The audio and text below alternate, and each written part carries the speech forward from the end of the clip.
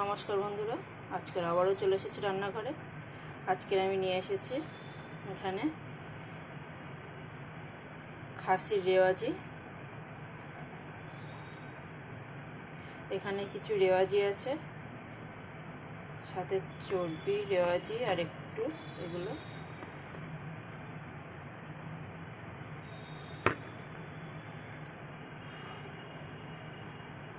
কিছু হাড়, চর্বি আর রেওয়াজি সব মিলিয়ে আছে। তো এখানে খুব বেশি মাংস নেই, শুধু রেওয়াজি আছে। তো এগুলোকে আজকে আমি একটা সুন্দর রেসিপি বানাবো। তো তার জন্য আমি নিয়ে নিয়েছি এখানে কিছু গোটা মশলা, দারচিনি,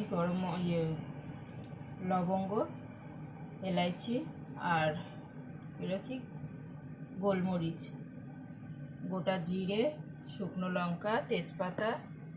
এখানে নিয়েছি দুটো বড় সাইজের পেঁয়াজ, একটা টমেটো বড় সাইজের, এখানে 1.5 চামচ মতো আদা রসুনের পেস্ট আর আলু। আমি এখানে আলু দিয়ে রান্নাটা করব, আপনারা চাইলে আলুটা নাও দিতে পারেন। তো চলুন রান্নাটা শুরু করি। আমি এখানে কড়াই বসিয়ে দিয়েছি। কড়াইতে একটু ভাজা তেল ছিল, তার মধ্যে আমি দিয়ে দিচ্ছি আরও অল্প সরষের তেল। আমি খুবই অল্প তেলে রান্নাটা করব, যেহেতু এখানে চর্বি রেওয়াজি আছে, অনেকটাই তেল বেরোবে।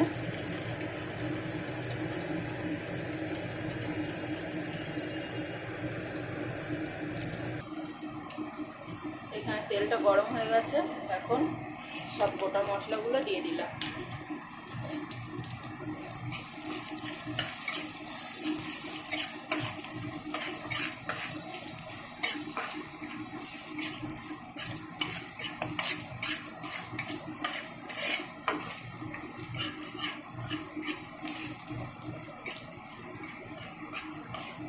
মশলাগুলো খুব সুন্দরভাবে ভাজা হয়ে গেছে। এখন আমি এখানে রেওয়াজিগুলো দিয়ে দিলাম।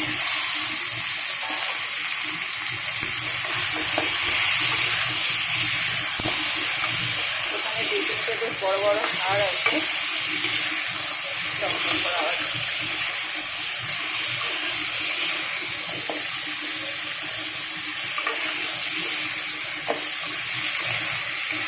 এগুলো বেশ কিছুক্ষণ আমি তেলে নাড়াচাড়া করে নেব।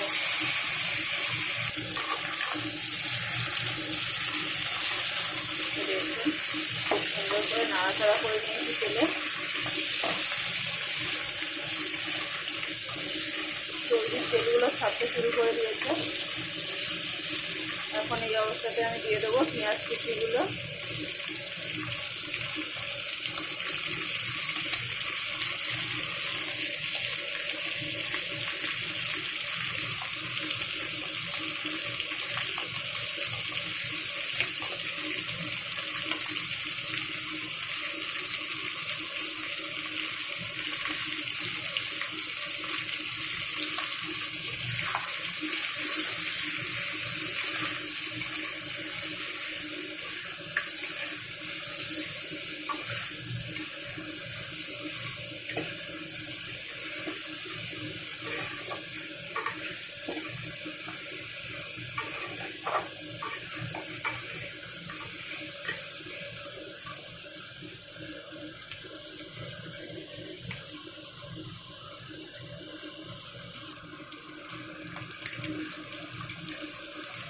পেঁয়াজগুলো বেশ ভাজা ভাজা হয়ে গেছে। এখন আমি এখানে আদা রসুনের পেস্ট আর টমেটোটা দিয়ে দিলাম।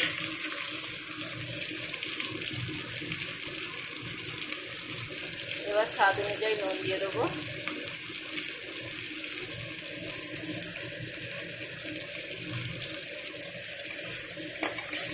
দিয়ে আরও একটু কষিয়ে নেবো নাড়াচাড়া করে।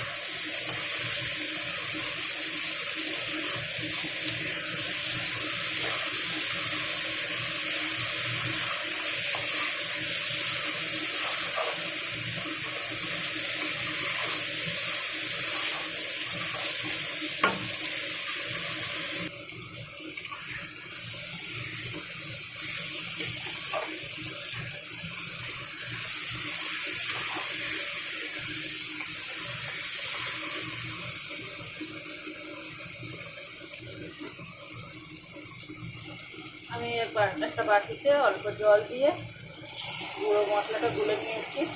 লঙ্কার গুঁড়ো, হলুদ গুঁড়ো, ধনে গুঁড়ো, জিরে গুঁড়ো, আর কোনো মশলা এক্সট্রা আমি দিচ্ছি না এখানে। তাকে একটু জল দিয়ে বাটিতে গুলে আর মশলাটাকে দিয়ে দিলাম।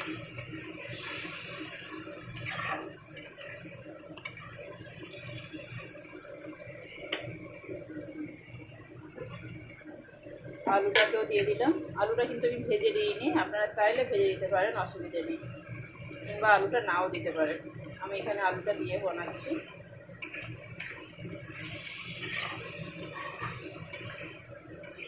এবার আমি এটাকে ঢাকা দিয়ে বেশ কিছুক্ষণ কষিয়ে নেব।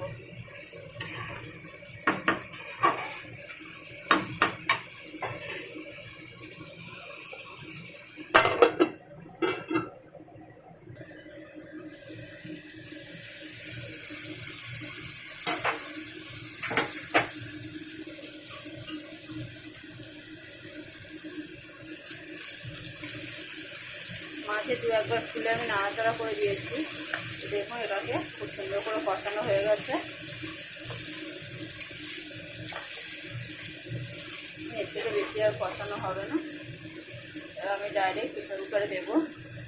এখানে দিয়ে দিচ্ছি একটু গরম মশলা, একটু চিনি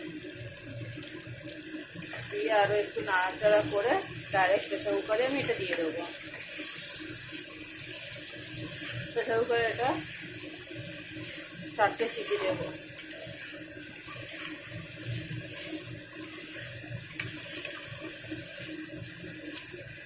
তো চলো এটা প্রেসার কুকারে নামিয়ে দিই। আমি পুরোটাকে প্রেসার কুকারে নিয়ে নিয়েছি। এখন কড়াইতে একটু জল দিয়ে দিচ্ছি। কড়াইটা ধুয়ে আমি জলটা প্রেসার কুকারে দিয়ে দেবো। রেওয়াজি কারি বানাচ্ছি, যার জন্য আমি খুব বেশি পাতলা ঝোল করবো না, আবার খুব শুকনো শুকনোও করবো না। যতটা ঝোলের প্রয়োজন ততটাই রাখবো। চলুন একেবারে প্রেসার কুকারটা সিটি দিয়ে নামিয়ে দেখাচ্ছি। এটাকে আমি দিয়ে দেবো।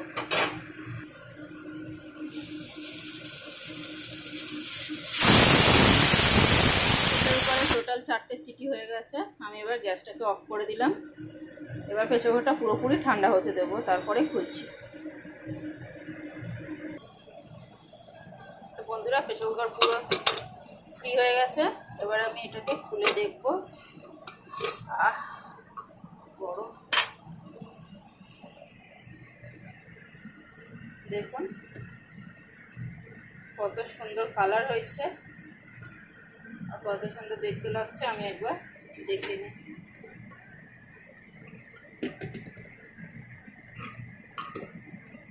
তো চলুন আমি এটাকে ঢেলে নিয়ে দেখাচ্ছি। তো দেখুন বন্ধুরা, আমার রেওয়াজি কারি একদম কমপ্লিট। উপরে অনেকটা তেল বেরিয়েছে, তবে কিন্তু একটু মানে খুব বেশি ঝোল নেই। তেলটাকে বাদ দিলে একদম কষা কষা হয়ে গেছে। তো দেখুন পুরোপুরি রেসিপিটা কমপ্লিট। আমি কিন্তু একদম সহজভাবে ঘরোয়াভাবে একদম রান্না করেছি, কোনো এক্সট্রা মশলা দিইনি বা কিছু করিনি। তো বন্ধুরা, আমার রেসিপিটা কেমন লাগলো অবশ্যই লাইক, কমেন্ট, শেয়ার করে জানাবেন। আমার ভিডিওটা দেখার জন্য অবশ্যই ধন্যবাদ।